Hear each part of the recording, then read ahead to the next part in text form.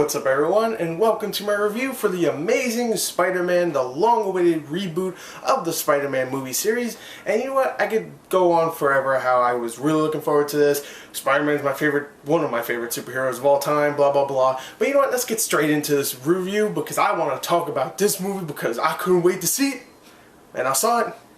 Let's talk about it. Okay, so the story for The Amazing Spider-Man follows Peter Parker, of course, who is a loner in high school. He's not really a nerd, but he mostly stays away from people, doesn't really have many friends. He's shy to people, but he's not really a nerd, if that makes sense. But, in high school, whatever, he doesn't really make all that many friends.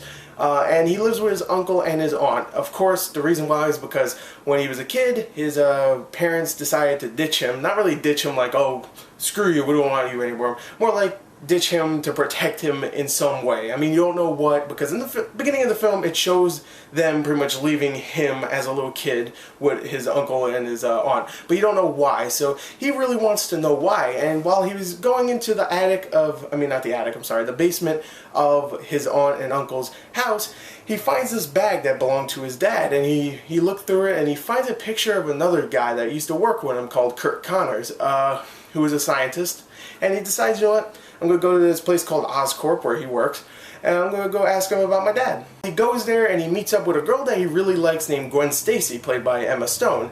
And while he's there, he's just snooping around, whatever, and he snoops into a place where there's a bunch of spiders. You can see where this is going. There's a bunch of spiders just hanging out, literally just hanging. And he just, I don't know why he does this. He just starts touching things, and then things go bad. Spiders start falling on him, and he gets out of there with no spiders on him. But guess what? There was one spider that got on him. And while he's talking to Gwen Stacy, boom, spider bites him. And of course, you pretty much see where this is going. He becomes Spider-Man, like almost instantly. I mean, he sleeps on a subway. He gets up and he starts flipping around, beating people up on a subway on mistake. Really, it looked like a Jackie Chan scene where he beats people up on mistake.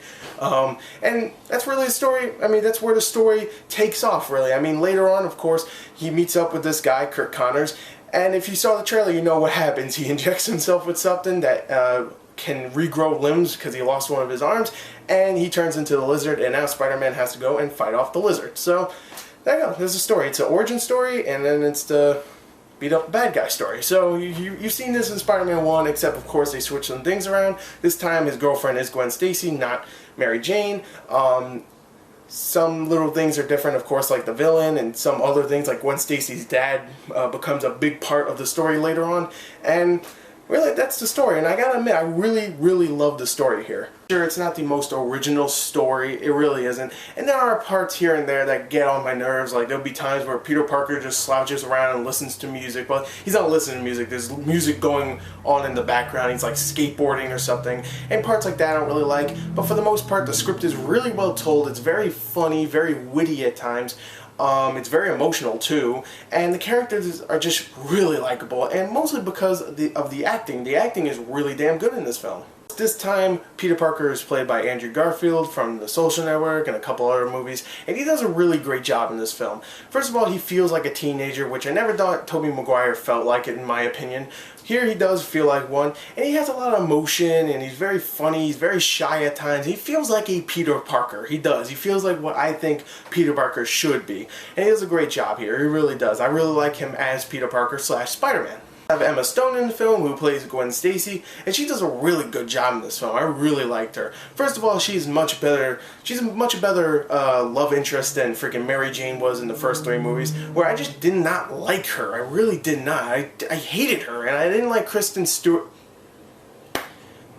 Dunst in those original films. I really didn't like her at all. And here I just like Gwen Stacy as the main girl, and she does a great job. She's funny at times, she's really supportive, and I really like that. Dennis Leary, who plays Gwen Stacy's dad, and he's a very he's a cop, but he's like, oh, I'm gonna go after that Spider-Man dude. He's mine. And he's very commanding, he's very in charge. And I don't know, he just played that so well that I was like, okay, bro, I'll do whatever you say, man. Just calm down, alright? And he's really good in the film. I really liked him. And he has his fair share of funny moments, too. So, he just did a really good job. You also have Rhys Ifans, who plays Curt Connors, the Lizard. And he's really interesting because he's not just ooh, I'm the maniacal villain. I'm evil because I don't know, I'm just evil. You know, he's not like that. He's evil because he has no choice, because he puts a serum in his arm and he just goes insane. And I really like that. I really like how Rhys Ifans plays that. He does a great job. Martin Sheen, who plays Ben Parker, the uncle, does a great job as well for the time he's there.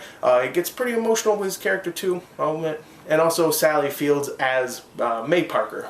She does a great job as well. So acting-wise, it's fantastic. It's fantastic. Get to the home stretch, the action and the special effects. And let me say this, okay? The action isn't like constant. It's not like the Avengers where the last 30-40 minutes is just everybody just whipping ass and stuff, and there's no real huge special effects. There's no freaking 5 million dudes hanging out and freaking Thor's whipping their asses or anything. It's none of that, but it's more condensed. It's smaller, even though it has pretty much the same exact budget as the Avengers. It's smaller, it's more condensed, it's more personal in a way, and I really enjoyed that with the action. You know, the choreography with Spider-Man is great. The special effects for the most part are really good, especially with the Lizard. He really looks damn cool when you get to see close-ups of him, which you constantly see, which is good because that means they obviously knew they did a good job with the Lizard special effect. He looks really damn cool, he really does. The scenes where, you know, Peter Parker's first finding out that he has these powers, like the part where I talked about, you know, him on the subway and beating up people on mistake pretty much, it looked like a Jackie Chan movie, like I said before, but it was really cool. I really enjoyed that, and I just really enjoyed the action, even though there wasn't like tons of it, like I said, the Avengers, or even other movies like Captain America or whatever. You know, it still was a lot of fun to watch, and the story kept me interested, and the characters were great, and the voice acting, I'm thinking I'm talking about the game now. No, the acting was great, and it's just a very well-told movie, and I loved it. I really did, and I enjoyed this actually a little bit more than I did the first one. Maybe not the second one, but the first one definitely. So overall, I'm going to give The Amazing Spider-Man, I'm going to give it a 36 out of 40, or a 9 out of 10 if you just want a regular 0 to 10 score, but that's boring. Come on. Anyway, there you go. There's my review. I hope you enjoyed it. I can't wait for the sequel, and I can't wait for Batman. I'm just going to say, I can't wait for Batman, but this was definitely a holdover until Batman comes out. So anyway, I hope you enjoyed the review. Thank you, and goodbye.